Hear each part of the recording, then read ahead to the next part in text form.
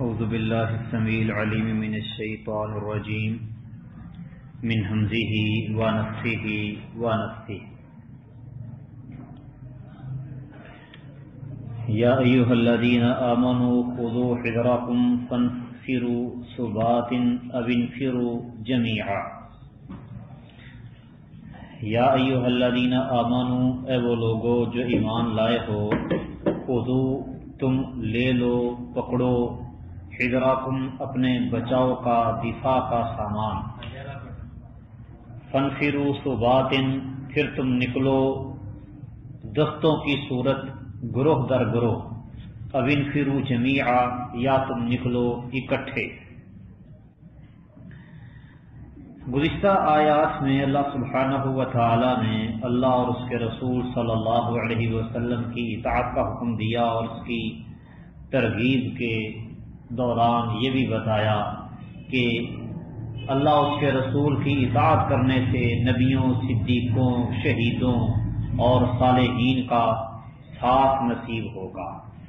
اب اس آیت میں جہاد فی سبیل اللہ کا حکم دیا جا رہا ہے، جو سب سے مشکل اطاعت ہے۔ باقی اطاعت کے کام جہاد فی سبیل اللہ کی نسبت آسان ہے۔ منافقین اور اسلام کے جو ظاہری نام لیوا ہیں، حقیقت سے دل سے انہوں نے اسلام قبول نہیں کیا، وہ اسلام کی خاطر اپنی جان دے دیں، یہ ناممکن سی صورت ہے۔ تو یہ بھی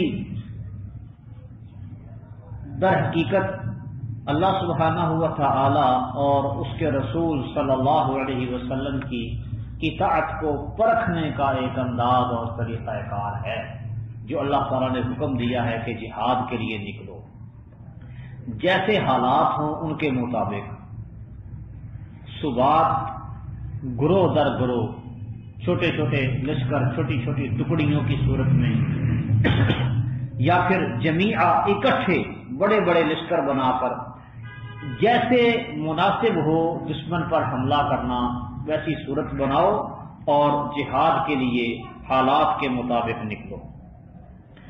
وَإِنَّ مِنْكُمْ لَمَن لَّيُبَطِّئَنَّ، اور یقیناً تم میں سے کچھ ایسے ہیں، کوئی ایسا بھی ہے، لَمَن لَّيُبَطِّئَنَّ جو نکلنے میں یقیناً دیر کرے گا، یعنی ہر صورت دیر ہی لگا دے گا، جہاد کے لیے وقت سے نہیں نکلے گا۔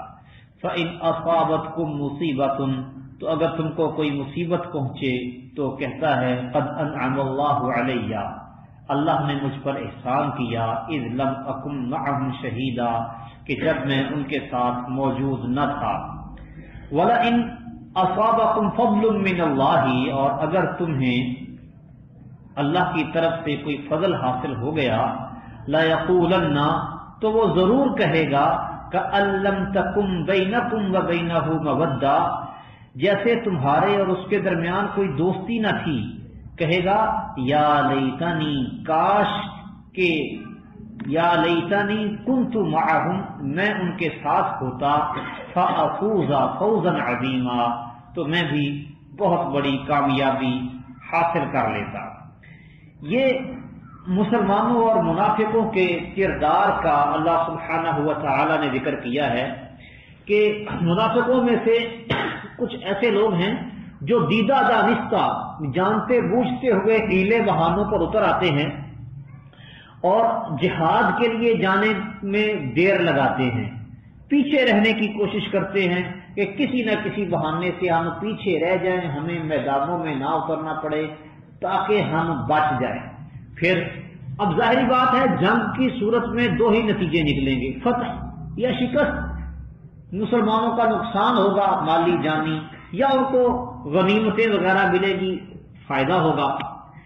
اب ان دونوں صورتوں میں اس کا تبصرہ کیا ہوتا ہے وہ اللہ تعالیٰ نے نقل کیا ہے، فرمایا کہ تم میں سے کوئی ایسا بھی ہے جو ضرور بالضرور تاخیر کرے گا، یقیناً دیر کرے گا، اور اگر تم کو کوئی مصیبت پہنچے یعنی مسلمانوں کا کوئی نقصان ہو جائے تو کیا کہتا ہے قد انعم اللہ علیہ اذ لم اکن معہم شہیدا، اللہ کا شکر ہے کہ میں پیچھے رہ گیا وگرنہ مجھے بھی وہ دکھ اٹھانا پڑتا جو دوسرے مسلمانوں کو اٹھانا پڑ رہا ہے۔ پھر بڑا خوش ہوتا ہے کہ دیکھو پیچھے رہ کر میں بچ گیا۔ اور اگر مسلمانوں کو فتح و نصرت ہو، مسلمانوں کو کامیابی ملے، تو پھر حسرت سے کہتا ہے کہ کاش میں بھی ان کے ساتھ شامل ہوتا تو جو مال غنیمت ان کو ملا وہ مجھے بھی مل جاتا۔ یہ جملہ وہ اس انداز میں کہتا ہے جیسے پہلے اس کا اور مسلمانوں کا کوئی تعلق ہی نہیں تھا۔ اب کہہ رہا کاش میں بھی ہوتا ان کے ساتھ تو مجھے بھی غنیمت۔ پہلے تو مسلمانوں کے ساتھ ہی تھا نا، اپنے آپ کو اس نے مسلمانوں کے ساتھ ظاہر کیا ہوا تھا، تو مسلمان جب نکلے تو یہ نکلا نہیں، اس نے خود ساتھ چھوڑا۔ اب ظاہر ایسے کر رہا ہے جیسے اس کا اور مسلمانوں کا شاید پہلے کوئی تعلق ہی نہیں ہے۔ فَلْيُقَاتِلْ فِي سَبِيلِ اللَّهِ الَّذِينَ يَشْرُونَ الْحَيَاةَ الدُّنْيَا بِالْآخِرَةِ، پس لازم ہے کہ اللہ کے راستے میں وہ لوگ لڑیں جو دنیاوی زندگی آخرت کے بدلے بیچ ڈالتے ہیں، یعنی دنیا کی زندگی کو بیچ کر آخرت خرید لیتے ہیں۔ یشرون الحیات الدنیا، جو دنیاوی زندگی بیچ دیتے ہیں، بالآخرتی، آخرت کے بدلے، ان پہ لازم ہے کہ وہ اللہ کے راستے میں لڑیں۔ وَمَن يُقَاتِلْ فِي سَبِيلِ اللَّهِ، اور جو اللہ کے راستے میں قتال کرے گا، لڑے گا، فَيُقْتَلْ أَوْ يَغْلِبْ، وہ قتل ہو جائے، شہید ہو جائے، او یغلب، یا غالب آ جائے، فَسَوْفَ نُؤْتِيهِ أَجْرًا عَظِيمًا، تو ان قریب ہم اس کو بہت بڑا اجر دیں گے۔ پچھلی آیات میں جہاد سے پیچھے رہنے والے منافقین کا ذکر تھا، ان کی مذمت کی گئی تھی، اور اب اس آیت میں جو مخلص لوگ ہیں، خالص ایمان والے، اسلام والے، سچے، ان کو ترغیب دی جا رہی ہے کہ وہ اللہ کے راستے میں جہاد و قتال کے لیے نکلیں۔ منافق وہ آخرت کے بدلے دنیا خرید رہے ہیں، اللہ اور اس کے رسول کا حکم نہ مان کر، جہاد نہ کر کے انہوں نے اللہ اور رسول کی نافرمانی کی، تو دنیا کی خاطر انہوں نے آخرت کو چھوڑ دیا۔ تو مسلمانوں پہ لازم ہے کہ وہ آخرت کی خاطر دنیا چھوڑیں۔ فَلْيُقَاتِلْ فِي سَبِيلِ اللَّهِ الَّذِينَ يَشْرُونَ الْحَيَاةَ الدُّنْيَا بِالْآخِرَةِ، جو دنیا کے بدلے آخرت پانا چاہتے ہیں، ان پر لازم ہے کہ وہ اللہ کے راستے میں قتال کریں، جہاد کریں۔ یعنی اللہ تعالیٰ کی راہ میں جنگ کرنے کے دو ہی نتیجے ہو سکتے ہیں، شہادت یا فتح، دونوں میں سے کوئی ایک کام ہوگا، یا مسلمان شہید ہو جائے گا یا فتح یاب ہو جائے گا، اور دونوں مسلمانوں کے حق میں خوش کون ہے؟ ویسے تو نبی کریم صلی اللہ علیہ وسلم فرماتے ہیں عجبا لامر المؤمن ان امرہ کلہ لہ خیر، مومن کا معاملہ ہی بڑا عجیب ہے، اس کا ہر کام اس کے لیے بہتر ہوتا ہے۔ ان اصابتہ سرا شکر فہو خیر لہ، اگر مومن بندے کو کوئی اچھائی پہنچتی ہے، بھلائی ملتی ہے، وہ اللہ کا شکر کرتا ہے، یہ اس کے لیے بہتر ہے۔ وَإِنْ أَصَابَتْهُ ضَرَّاء، اور اگر مومن کو کوئی تکلیف پہنچے، تنگی آئے، صبرا، وہ اس پہ صبر کرتا ہے، فَهُوَ خَيْرٌ لَهُ، تو اس کا صبر کرنا اس کے لیے بہتر ہے۔ لَيْسَ ذَلِكَ إِلَّا لِلْمُؤْمِنِينَ، یہ شان مومن کی ہی ہے کہ اس کے ساتھ جو بھی ہو جائے، نتیجہ اس کو جیسا بھی میسر آئے، وہ اس کے لیے بہتر ہی بہتر ہوتا ہے ہر لحاظ سے۔ لیکن جہاد فی سبیل اللہ میں مومن کبھی کسی بھی صورت میں ناکام نہیں ہوتا، یا قتل ہو جائے گا یا فتح یاب بن کے لوٹے گا۔ قتل ہو گیا تو وہ شہید ہے، اس کا خون کا قطرہ زمین پر گرنے سے پہلے اس کو جنت دکھا دی جاتی ہے، گناہ اس کے معاف کر دیے جاتے ہیں۔ اور اگر فتح یاب ہو کے لوٹے گا، پھر دنیا کی غنیمت بھی اور آخرت کا اجر بھی، دونوں چیزیں پائے گا۔ اللہ سبحانہ ہوا تعالیٰ کی طرف سے مدد بھی، نصرت بھی اس کے شامل حال رہے گی۔ اللہ سبحانہ ہوا تعالیٰ نے اسی لیے کہا کہ قُلْ هَلْ تَرَبَّصُونَ بِنَا إِلَّا إِحْدَى الْحُسْنَيَيْنِ، تم ہمارے بارے میں کس چیز کے منتظر ہو؟ ہمیں تو دو اچھائیوں میں سے کوئی ایک اچھائی ملے گی۔ اللہ کے راستے میں جہاد کرنے والے شخص کو اللہ سبحانہ ہوا تعالیٰ نے ضمانت دی ہے کہ وہ اس کو لازمی جنت میں داخل کرے گا، یا اس کی رہائش گاہ پر اس کو واپس لے آئے گا۔ جو آدمی جہاد فی سبیل اللہ کرتا ہے اور جہاد کے لیے نکلنے کا سبب اس کا اعلاء کلمۃ اللہ ہے کہ وہ مومن ہے، مسلم ہے، اپنے اسلام کی وجہ سے، ایمان کی وجہ سے جہاد پہ نکلا ہے، تو اللہ سبحانہ و تعالی ضامن ہے، اللہ نے ضمانت دی ہے اس بات کی کہ یا تو اس کو جنت دے گا یا پھر اس کو صحیح سالم واپس اس کے گھر میں لوٹائے گا، اس کو اجر بھی ملے گا اور غنیمت بھی ملے گی۔ تو هل تربصون بنا الا احدى الحسنيين، تم ہمارے بارے میں کس چیز کے منتظر ہو؟ ہمیں دو اچھائیوں میں سے کوئی ایک ملے گی، یا شہادت یا پھر ہم فتح یاب ہو کے غنیمتیں لے کے صحیح و سالم گھروں میں واپس لوٹ آئیں گے۔ تو دونوں صورتوں میں قتل ہو جائے، جنت غالب آ جائے، دنیا کا اجر بھی اور آخرت کا اجر بھی، غنیمتیں بھی، فسوف نؤتیہ اجر عظیما، ہم اسے بہت بڑا اجر دیں گے۔ شہادت کی صورت میں بھی اجر ملے گا، بہت اعلیٰ ترین درجہ، اور غازی بننے کی صورت میں بھی اجر ملے گا۔ وما لکم لا تقاتلون فی سبیل اللہ والمستضعفین من الرجال والنساء والولدان، اور تمہیں کیا ہے کہ تم اللہ کے راستے میں ان بے بس مردوں اور عورتوں اور بچوں کی خاطر نہیں لڑتے۔ الذین یقولون، جو کہتے ہیں ربنا اخرجنا من هذه القرية الظالم اهلها، اے اللہ ہمیں اس بستی سے نکال کہ جس کے رہنے والے ظالم ہیں، واجعل لنا من لدنک ولیا واجعل لنا من لدنک نصیرا، اور ہمارے لیے اپنی طرف سے کوئی مددگار اور کوئی حمایتی بنا دے۔ اس آیت کا تعلق بھی ترغیب جہاد کے ساتھ ہی ہے۔ اہل ایمان کو کہا جا رہا ہے کہ کمزور مرد، عورتیں، بچے وہ اللہ سے دعائیں مانگ رہے ہیں ظالموں سے نجات پانے کے لیے، تو تم ان کے لیے لڑتے کیوں نہیں ہو؟ یعنی دو وجوہات ہیں جن کی وجہ سے کفار کے خلاف لڑنا تمہارے لیے ضروری ہو جاتا ہے۔ وجوہات تو کئی ایک ہیں، اس آیت میں صرف دو بیان ہوئی ہیں۔ پہلا اللہ تعالیٰ کے دین کی سربلندی، اور دوسرا مظلوم مسلمانوں کو نجات دلانے کے لیے جو کافروں کے چنگل میں، ان کے شکنجے میں بے بس پڑے ہوئے ہیں۔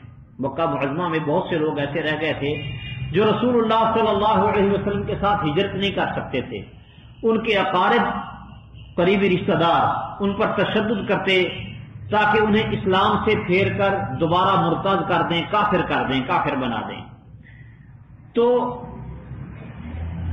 القریۃ الظالم اہلھا، اس قریہ سے مراد، بستی سے مراد مکہ ہے، اس کے رہنے والے ظالم جو مسلمان ہجرت کر کے مدینہ نہ جا سکے، ان پر وہ ظلم و ستم کیا کرتے تھے۔ ابن عباس رضی اللہ تعالیٰ عنہ فرماتے ہیں کہ میں اور میری والدہ بھی ان مستضعفین میں شامل ہیں، ان بے بس لوگوں میں شامل تھے جنہیں اللہ سبحانہ و تعالیٰ نے معذور قرار دیا۔ مدینہ میں نبی کریم صلی اللہ علیہ وسلم نے ان مستضعفین لوگوں کے حق میں ان کا نام لے لے کر دعا کی۔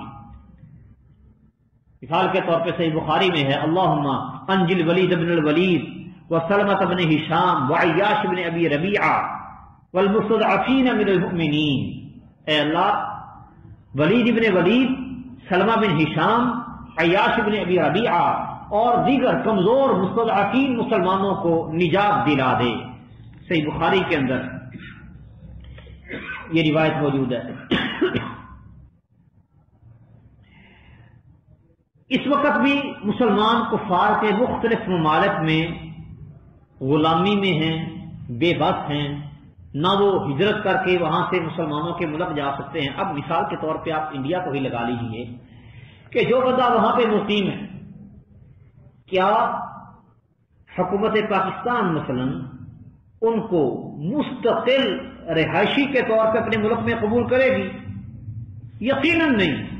اب انہوں نے ویزا اور پاسپورٹ کے ایسے سخت مسائل یہود و نصارہ نے مسلط کر دیے ہیں کہ کوئی مسلم حکومت اپنے مسلمان بھائی کی مناصرت کے لیے، اس کی مدد کے لیے اس کو اپنے پاس پناہ نہیں دے سکتی. اور پھر اگر کوئی ہجرت کر کے کسی صورت خود ہی وہ انصار کی بستی میں آ جائے، مسلمانوں کے ملک میں آ جائے، تو بھی مسلمان پریشان ہو جاتے ہیں کہ ہمارے ملک میں آ کیوں گیا. افغان مہاجرین آئے تھے روس جنگ کے دور میں، بھیج دو سب کو واپس. تو یہ جو معاملات ہیں بڑے عجیب و غریب بنے ہوئے ہیں. اسی طرح آپ دیکھیں شامی مسلمان، ان کی کیا صورتحال، در بدر کی ٹھوکریں کھاتے رہے. یہ انڈیا کے پرلی طرف یہ برمی مسلمان، ان کی حالت وہ آپ کے سامنے ہے. آپ اچھی طرح جانتے ہیں میڈیا پہ کیا کچھ ہوتا ہے. ان کو کوئی ملک قبول کرنے کے لیے تیار نہیں ہے. برما والوں نے ان کو نیشنلٹی نہیں دی، یعنی بین الاقوامی قوانین کے مطابق وہ انسان نہیں ہے. کیوں؟ اس لیے کہ وہ مسلمان ہیں. ایسی بے بسی اور ایسی ذلت مسلمانوں کی. وَمَا لَكُمْ لَا تُقَاتِلُونَ فِي سَبِيلِ اللَّهِ، تمہیں کیا ہے کہ تم اللہ کے راستے میں لڑتے کیوں نہیں؟ وَالْمُسْتَضْعَفِينَ مِنَ الرِّجَالِ وَالنِّسَاءِ وَالْوِلْدَانِ، کمزور عورتیں، مرد، بچے، بوڑھے جو کہہ رہے ہیں ربنا اخرجنا من هذه القرية الظالم اهلها، اے اللہ ہمیں اس بستی سے نکال کہ اس کے رہنے والے ظالم ہیں. واجعل لنا من لدنك وليا واجعل لنا من لدنك نصيرا، اور ہمارے لیے اپنی طرف سے کوئی حمایتی اور کوئی مددگار بنا دے.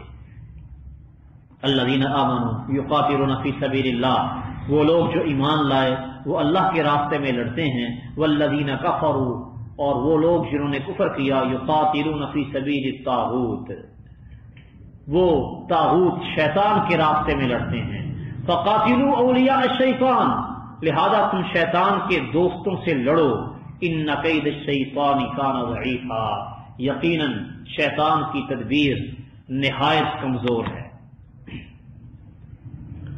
جہاد کی فرضیت اور ترغیب کے بعد اس آیت میں اللہ سبحانہ و تعالی نے وعدے کیا ہے کہ جہاد کی ظاہری صورت کا اعتبار نہیں ہے، بلکہ جہاد اپنے مقصد کی وجہ سے جہاد ہے.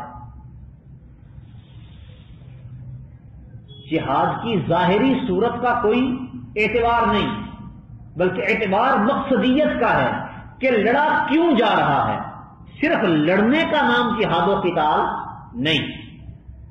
جہاد اگر سبیل اللہ ہوگا، فی سبیل اللہ ہوگا، تو وہ جہاد کہلائے گا، وگرنہ وہ لڑائی جہاد نہیں کہلائے گی جو فی سبیل اللہ نہ ہو. کافر بھی لڑتے ہیں، ان کے لڑنے کا مقصد یقاتلون فی سبیل الطاغوت، وہ شیطان کی راہ میں لڑتے ہیں، طاغوتی طاقت کو بچانے کے لیے یا اسے مضبوط کرنے کے لیے لڑتے ہیں. اور جو مسلمان ہیں وہ یقاتلون فی سبیل اللہ، وہ اللہ کے راستے میں لڑتے ہیں. یہ فرق ہے. فقاتلوا اولیاء الشیطان، لہذا تم شیطان کے دوستوں سے لڑو، کے خلاف قتال کرو. ان کید الشیطان کان ضعیفا، شیطان جتنی بھی تدبیریں کر لے وہ کمزور ہی ہوتی ہیں. تو یہ اب موجودہ دور میں آپ دیکھیں یہ جہاد کے نام پر فساد جو لوگوں نے شروع کیا ہوا ہے، ملک پاکستان میں بھی جگہ جگہ دھماکے اور قتل و غارت کا بازار، کبھی کسی سکول میں، کبھی کسی مسجد میں، کبھی کسی بازار اور مارکیٹ میں، کوئی استثناء نہیں، کوئی فرق نہیں، سب کو لتاڑتے جا رہے اور کہتے کہ جی ہم جہاد کر رہے ہیں. نہیں، یہ جہاد نہیں ہے. وہ جہاد کیا ہوتا ہے جو فی سبیل اللہ ہو، اعلاء کلمت اللہ کے لیے ہو. ان کی ساری سازشوں سے اور ان کے سارے حربوں اور چالوں سے مسلمان کمزور ہوئے ہیں، مسلمانوں کا ملک کمزور ہوا ہے، نقصان مسلمانوں کا ہوا ہے، فائدہ سارا کافروں کو ہوا ہے. اور پھر لڑنے کے بھی جو انداز ہے وہ بھی ان کے عجیب و غریب، کہ اپنے آپ کو اڑا دو. اپنے آپ کو کیوں اڑاتے ہو بھائی؟ وجہ کیا ہے؟ صرف یہی وجہ ہے کہ اگر حملہ کر کے ہم نے بھاگنے کی کوشش کی، گوریلا کارروائی اگر کی تو پکڑے جانے کا خطرہ ہے، پکڑے گیا تو مارے جائیں گے، لہذا آپ بھی مرو اور ان کو بھی مارو، پکڑے تو نہیں جائیں گے نا، اذیتیں تو نہیں اٹھانی پڑیں گی، ایک ہی دفعہ کرو۔ اور اس تکلیف سے بچنے کے لیے اپنے آپ کو مارنا یہ خودکشی ہے۔ نبی کریم صلی اللہ علیہ وسلم نے ایک آدمی کے بارے میں نشاندہی کی، صحابہ کرام نے بڑی حیرانی سے اس کا پیچھا کیا، تو کیا دیکھتے ہیں کہ بڑی بے جگری سے میدان جہاد میں لڑنے والا، اس کو زخم لگا، زخم برداشت نہ کر سکا، تکلیف پہنچی تو اس نے کیا کیا، تلوار رکھی اور خود کو اس کے اوپر ڈال دیا، خودکشی کر لی، فرمایا یہ جہنم میں جائے گا، اپنے آپ کو مار لیا۔ اور یہ غیر شرعی انداز اور طریقہ کار، اور پھر مسلمانوں کا ہی نقصان، یہ خوارج کا طریقہ کار ہے، اسلام کو نقصان پہنچانے والوں کا طریقہ کار ہے، مسلمانوں کا طریقہ نہیں ہے۔ میں نے اپنی کتاب خودکش دھماکے شریعت کے میزان میں، اس کتاب میں نے اس سارے قضیے کو تفصیل کے ساتھ وہ بیان کیا ہے کہ یہ ان کے جو دلائل جو الٹے سیدھے دیتے ہیں، جی ہم اس لیے یہ خودکش دھماکے کرتے ہیں، اس لیے کرتے ہیں، اس کے فوائد اور نقصانات پہ میں نے کافی تفصیل وہاں ذکر کی ہے۔ تو بہرحال جہاد میں جو اصل چیز ہے وہ ہے مقصدیت۔ نبی کریم صلی اللہ علیہ وسلم سے ایک آدمی پوچھنے آیا، کہتا ہے ایک آدمی اپنی بہادری دکھانے کے لیے لڑتا ہے، ایک آدمی وہ مال غنیمت کے لیے لڑتا ہے، کوئی کسی مقصد کے لیے، کوئی کسی مقصد، ان میں سے فی سبیل اللہ کون سا ہے؟ فرمایا من قاتل لتکون کلمۃ اللہ ہی العلیٰ فہو فی سبیل اللہ۔ فی سبیل اللہ جہاد اس کا ہوگا جو اللہ کے دین کی سربلندی کے لیے لڑے، حکومت حاصل کرنے کے لیے لڑنے والا جہاد نہیں ہے۔ یہ خوارج کا سارا قتال، ان کی ساری لڑائی کس مقصد کے لیے؟ جی ہمیں حکومت دو، ہم حدود نافذ کریں گے، شریعت نافذ کریں گے۔ حکومت کو حاصل کرنے کے لیے کی جانے والی لڑائی یہ فی سبیل اللہ نہیں ہوتی، فی سبیل اللہ لڑائی ہوتی ہے اعلاء کلمۃ اللہ کے لیے، اور جو اعلاء کلمۃ اللہ کی لڑائی ہوتی ہے اس میں حکومت وہ مقصد نہیں ہوتا۔